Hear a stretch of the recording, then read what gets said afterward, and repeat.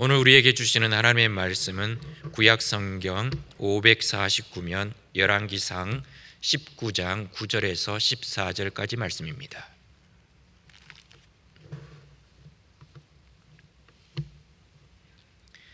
제가 가지고 있는 구약성경 549면 열왕기상 19장 9절에서 14절까지 말씀 찾으셨으면 교도가시겠습니다. 제가 먼저 9절을 읽겠습니다. 엘리야가 그곳 굴에 들어가 거기서 머물더니 여호와의 말씀이 그에게 임하여 이르시되 엘리야야 내가 어찌하여 여기 있느냐.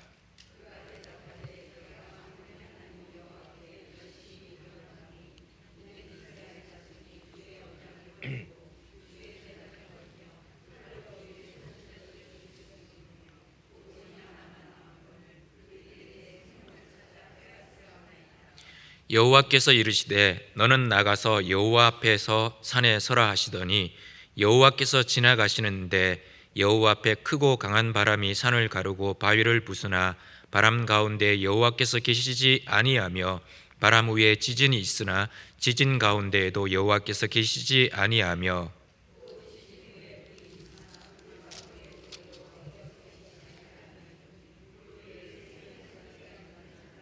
엘리야가 듣고 겉옷으로 얼굴을 가리고 나가 굴 어귀에 섬에 소리가 그에게 임하여 이르시되 엘리야야 내가 어찌하여 여기 있느냐. 그가 대답하되 내가 만군의 하나님 여호와께 열심히 유별하오니 이는 이스라엘 자손이 주의 언약을 버리고 주의 제단을 헐며 칼로 주의 선지자들을 죽였음이오며 오직 나만 남았거늘 그들이 내 생명을 찾아 빼앗으려 하나이다. 아멘. 독일 출신의 영국 상담가이자 작가인 에크하르트 톨레는 그가 지은 책 중에서 지금 이 순간을 살아라라는 책이 있습니다. 이 책은 베스트셀러가 되었는데 책의 내용은 이런 것입니다. 결국 우리의 삶에서 고통을 만들어내는 것은 우리의 환경, 우리의 어떤 주변 여건이 아니라 우리 자신이라고 이야기를 합니다. 그래서 실제로 우리의 마음은 끊임없이 언제나 생각을 하면서 살아가는데 과거에 불행했던 순간들을 기억하고 앞으로 다가올 미래에 대해서 걱정하면서 하루하루 살아간다는 것입니다. 그는 그의 책에서 이렇게 이야기를 했습니다. 어떤 일도 과거 속에서 일어날 수는 없습니다. 과거의 일도 지금 속에서 일어난 것입니다. 어떤 일도 미래 속에서 일어날 수 없습니다. 그건 역시 지금 속에서 일어난 것입니다. 삶은 지금입니다. 지금이 아닌 삶이란 결코 존재한 적이 없으며 앞으로도 결코 존재할 수 없습니다. 지금만이 유일하게 존재합니다.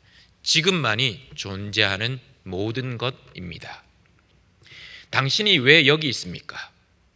그것은 우주의 신성한 의도와 목적을 수행하기 위해서입니다 라고 이야기를 합니다. 이분은 지금 여기 이 순간에 우리의 삶에 해답이 있다라고 주장을 합니다. 다르게 말하면 신앙적으로 말하자면 이런 겁니다. 지금 여기를 아는 것은 궁극적으로 하나님의 뜻을 구현하기 위해서, 하나님의 뜻을 따르기 위해서 필요한 것이라는 겁니다. 오늘 본문의 한 남자는 지금 여기서 일어난 일 때문에 낙심하고 있습니다. 절망하고 있습니다. 어제는 엄청난 한위와 감격에 사로잡혀 있었습니다. 그런데 오늘은 어제 경험했던 그 환희와 감격만큼 오히려 더 절망하고 낙심하고 좌절하고 있습니다.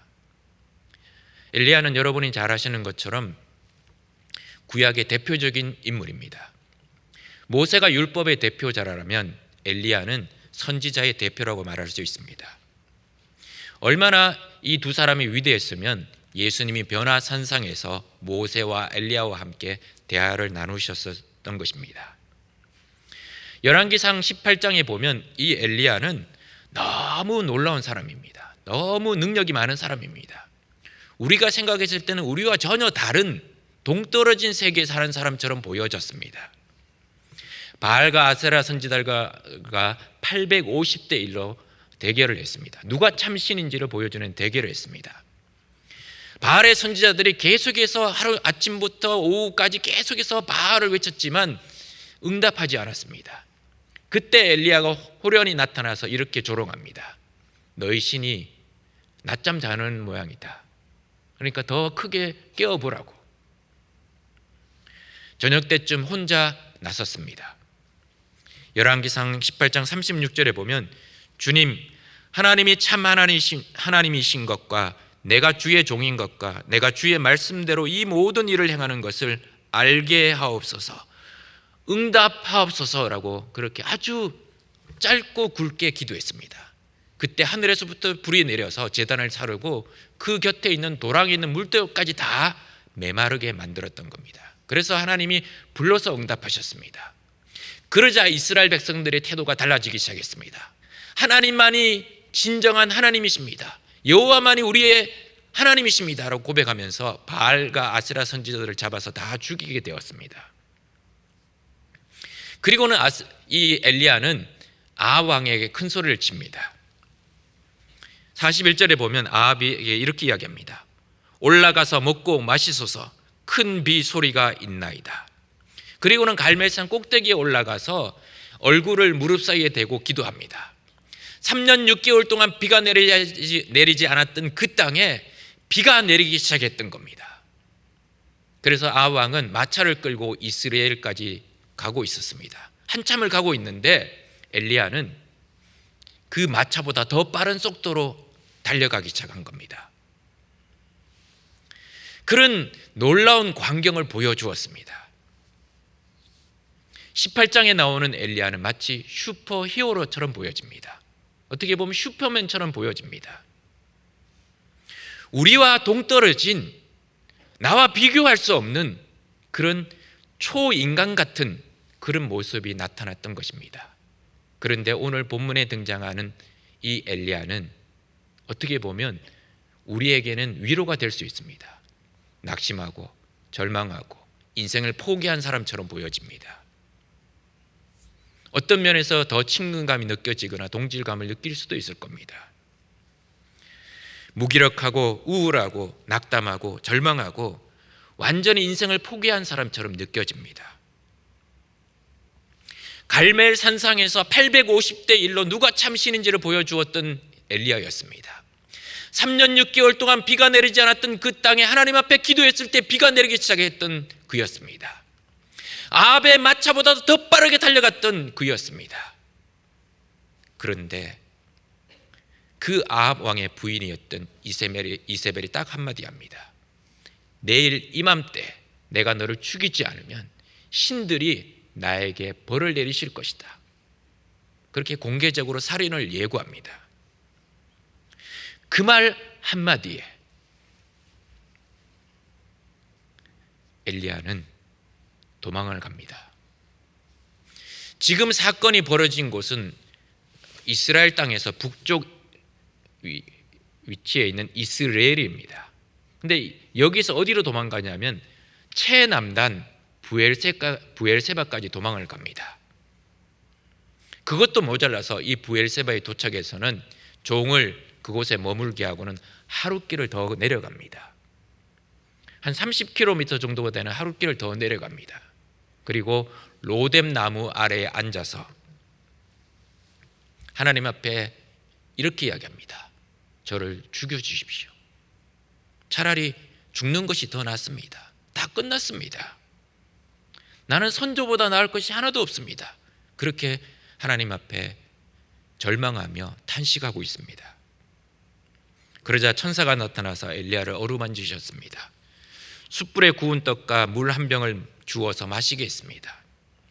그러고도 엘리야가 정신을 차리지 못하고 기력이 쇠해서 또 잠을 자니까 천사가 또 흔들어 깨웁니다. 또 똑같이 숯불에 구운 떡과 물을 주어서 먹고 기운을 차리게 합니다. 그렇게 해서 이제 엘리야는 40일을 걸어서 하나님의 산 호렙에 도착합니다. 이 부엘세바에서 호렙산까지는 약 한 350km 정도가 됩니다. 부엘세바에서 하룻길을 더 내려왔으니까 사실상 걸어가면 열흘 안에 도착할 수 있는 거리입니다. 그런데 이 거리를 40일을 걸려서 도착합니다. 그 말은 천천히 또 천천히 걸어갔다는 겁니다. 별로 가고 싶지 않은 그 길을 어쩔 수 없이 터벅터벅 걸어갔다는 겁니다. 여러분 아시는 것처럼 엘리야는 이스라엘 백성들이 하나님께로 돌아오도록 하는 일에 자신의 전부를 걸었던 사람입니다. 그것을 자신의 인생의 필생의 사명으로 생각했던 사람이었습니다. 그 사명이 성공한 것처럼 보였습니다.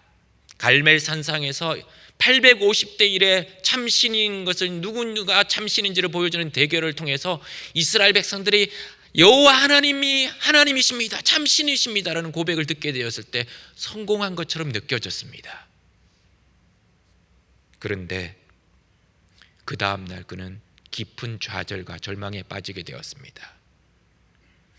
그리고 그런 비탄은 결국 자기 자신 안에 어떤 것을 생각하게 되었느냐면, 결국 나도 똑같구나, 우리 조상이 걸어갔던 그 길 똑같이 걸어가고 있구나, 하나님을 잘 믿는다고, 하나님을 철저하게 의지한다고 생각했던 그 이스라엘 백성들이 결국에는 이 모습밖에 되지 않는구나, 나도 결국 실패할 수밖에 없구나, 그런 절망에 빠지기 시작했던 것입니다. 바로 전날 능력의 현장에 있었던 사람이라고 말할 수 없을 만큼 엄청난 무기력한 모습을 보이기 시작했던 것입니다.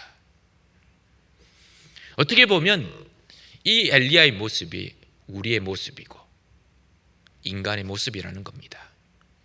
하나님의 손에 붙들렸을 때는 엄청난 능력을 발휘하고 하나님의 일을 감당하는 사람이었다가 그 다음날 절망하고 낙심하고 좌절에 빠지는 것이 사람의 원래 모습이라는 것을 우리에게 보여주고 있는 것입니다. 갈멜산에서는 하나님의 임재와 능력을 경험했고 보여주었습니다. 그러나 이스라엘에서는 절망에 빠지고 비탄에 빠지고 하나님의 임재를 느끼지 못하고 있습니다. 오히려 심각한 비탄과 우울과 좌절과 절망을 경험하고 있습니다. 그는 하나님의 현존을 잊어버렸습니다. 하나님의 임재를 의식하지 못했습니다.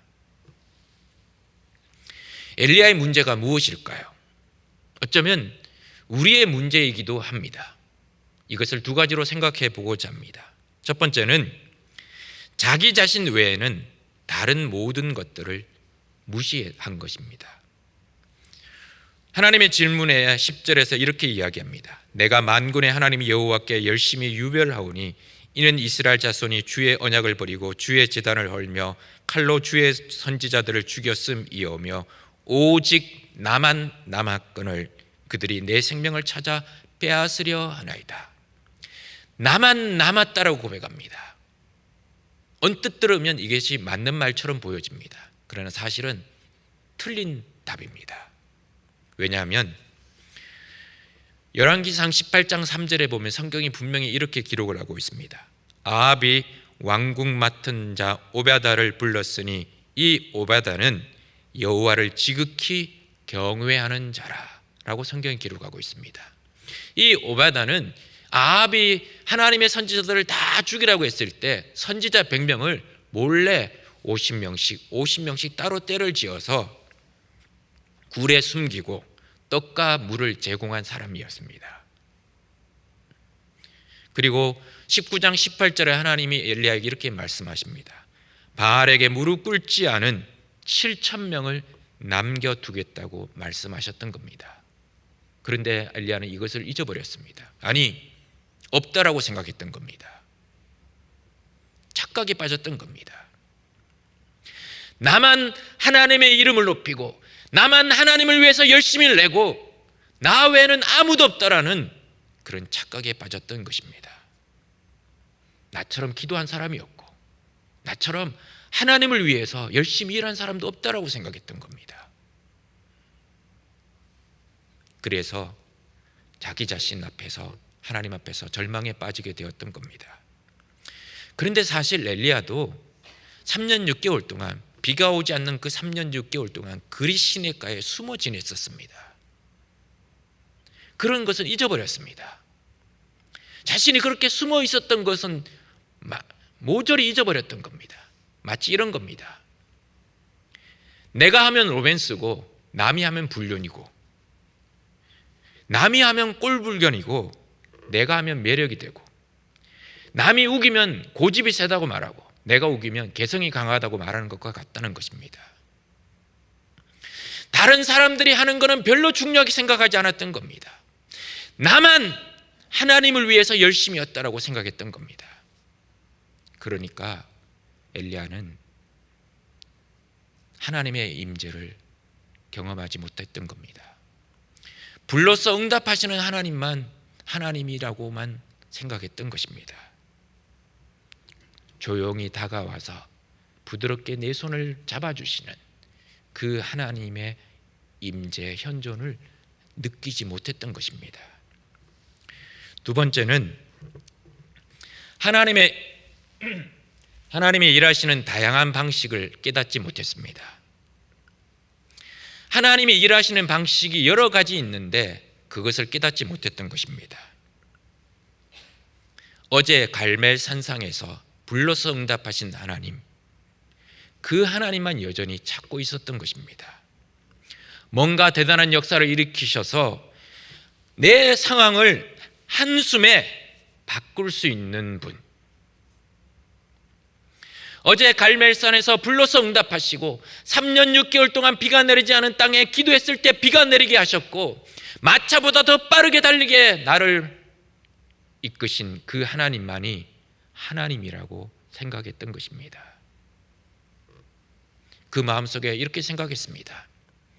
하나님이 정말 살아계시다면 저 이세벨의 입을 봉하시든지 아니면 벼락을 맞아 죽이게 하시든지, 그런 뭔가 확실한 표적을 보여주셔야 하나님이신 걸 내가 알겠는데 저렇게 나를 죽이겠다고 달려드니 나는 어떡하라는 겁니까? 그렇게 불평하며 하나님 앞에 하소연하고 있는 것입니다.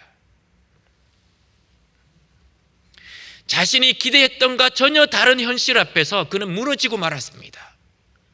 자신이 생각했던 대로 역사하시는 하나님이 아닌 그 하나님을 한 번도 인식하지 못했던 것입니다.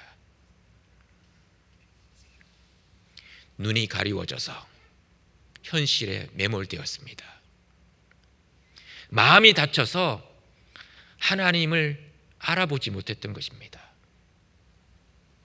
하나님은 그를 호렙으로 부르셨습니다. 거기서 다시금 하나님의 임재를 깨닫게 해주셨습니다.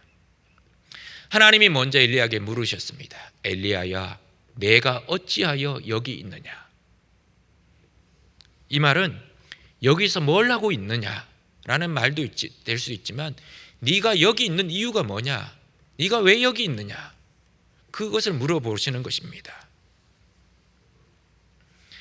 하나님의 현존을 경험하기 원하는 하나님의 백성들에게 하나님은 이렇게 물으십니다. 사랑하는 누구야? 네가 어찌하여 여기 있느냐? 내 인생이 내가 원하는 대로 되지 않고 인생에 꼬여서 너무 힘들고 어려움을 당하고 있은 그 자리에서 하루하루가 다람쥐 쳇바퀴 돌듯이 계속해서 돌아가고 기쁨도 없고 감사도 없고 희열도 없고 그런 인생을 살아가고 있는 우리를 향해서 하나님이 묻고 계시는 겁니다. 네가 어찌하여 여기 있느냐? 하나님은 엘리야에게 동굴 밖으로 나오라고 말씀하셨습니다. 그때 하나님이 지나가십니다.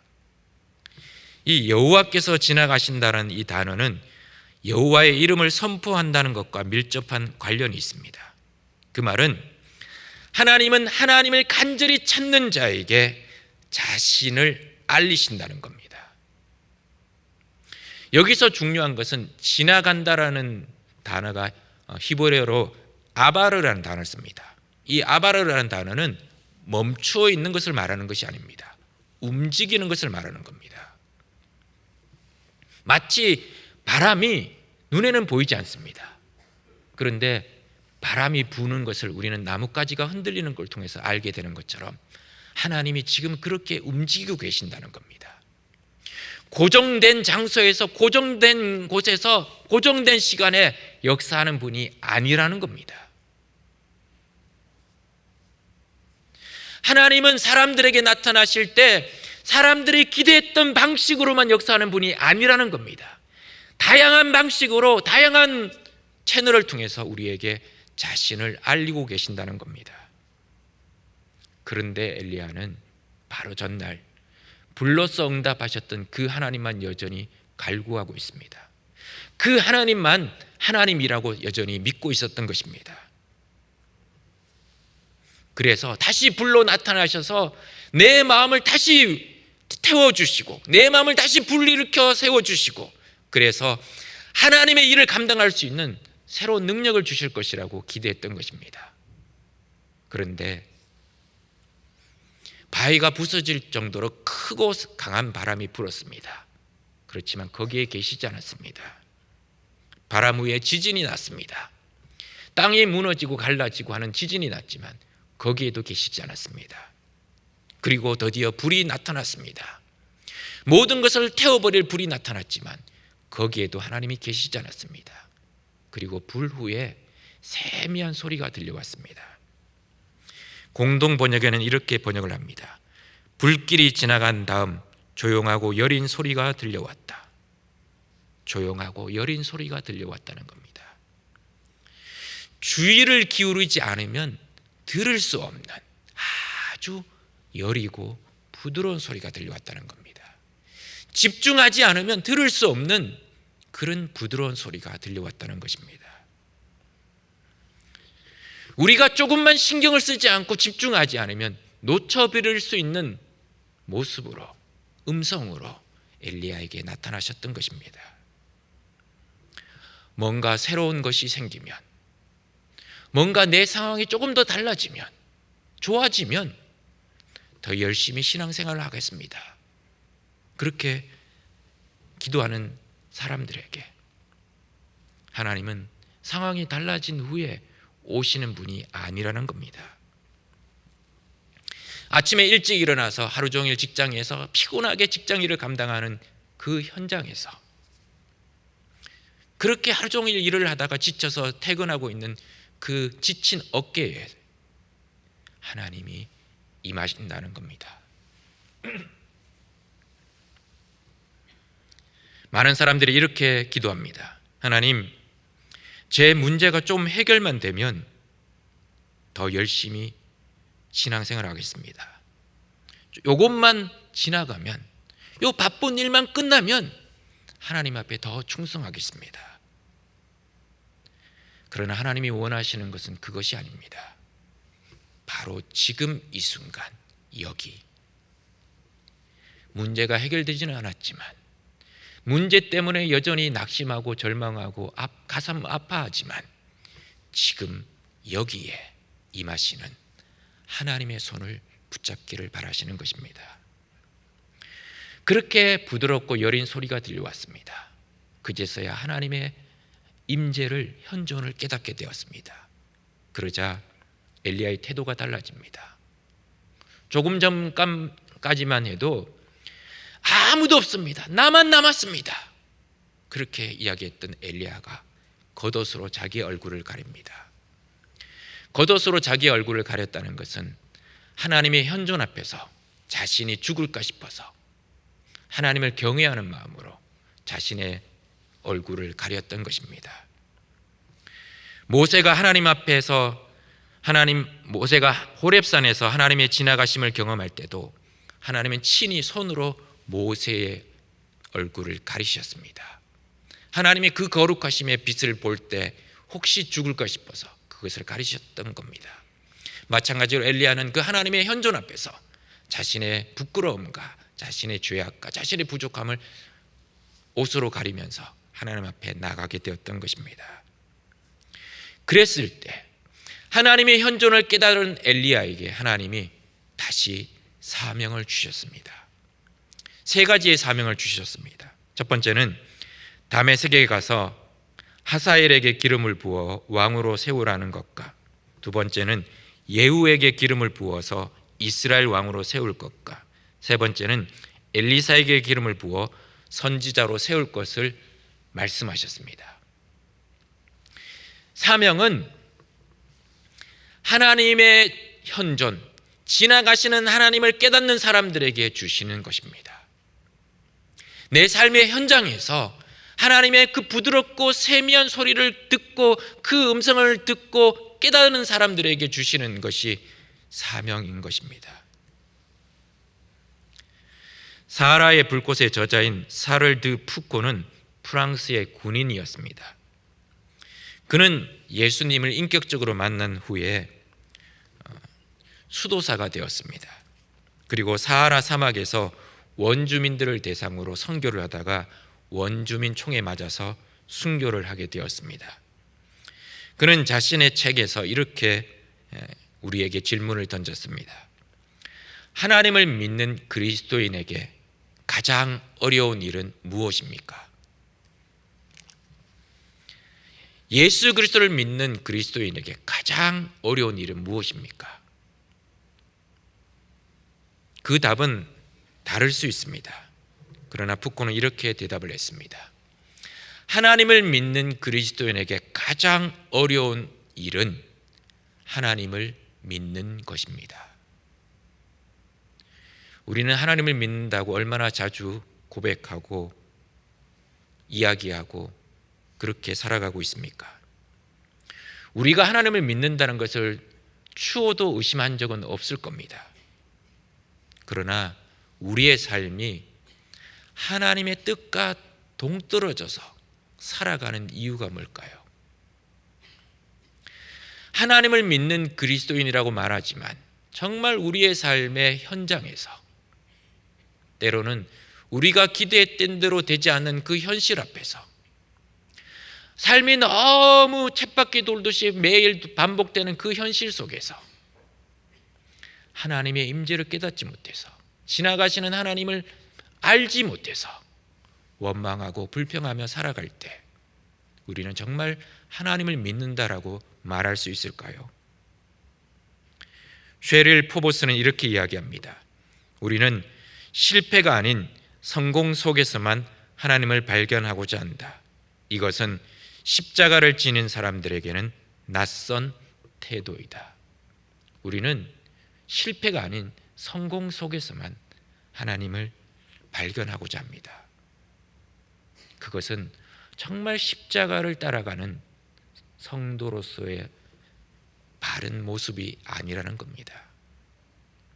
엘리야는 불로써 응답하신 하나님만이 그 자신이 믿는 하나님이라고 생각했습니다. 자신의 삶에 위기가 닥쳐왔을 때, 죽을 수도 있다는 그 불안감에 사로잡혔을 때 바로 거기에 계시는, 지금 여기 계시는 그 하나님을 깨닫지 못했던 것입니다. 사랑하는 성도 여러분, 혹시 여러분은 여러분의 삶의 형편을 마음에 들고 계십니까? 여러분의 삶의 환경, 가족, 친구 혹시 불편하지는 않으십니까? 만약 그 환경을 바꿔도 해결되지 않는다면, 해결될 수 없다면 여러분은 어떻게 하시겠습니까? 문제는 지금 여기에 우리는 집중하지 않기 때문입니다. 지금 여기에 임하시는, 지나가시는 하나님을 인식하지 못하기 때문에 우리의 삶이 여전히 문제투성이고 고통투성이라는 것입니다. 우리는 지금 여기 계시는 하나님을 붙잡아야 합니다. 지금 여기 계시는 그 하나님의 임재를 놓치지 말아야 하는 것입니다. 왜 여기 있는지, 내가 여기서 무엇을 하기 원하시는지 하나님께 묻고 하나님께 구하며 나아갈 때 우리는 하나님의 손이 우리를 붙잡고 살아가시는 것을 경험하게 될 것입니다. 누군가 이렇게 이야기합니다. 주님은 당신이 포기한 현실 속에 계시며 그 현실 속으로 오라고 말씀하십니다. 기도하시겠습니다. 하늘에 계신 우리 아버지여, 이름이 거룩히 여김을 받으시오며 나라의 임하옵시며 뜻이 하늘에서 이루어진 것 같이 땅에서도 이루어지이다. 오늘날 우리에게 일용할 양식을 주옵시고 우리가 우리에게 죄 지은 자를 사하여 준 것 같이 우리 죄를 사하여 주옵시고 우리를 시험에 들게 하지 마옵시고 다만 악에서 구하옵소서. 대개 나라와 근세와 영광이 아버지께 영원히 있사옵나이다. 아멘.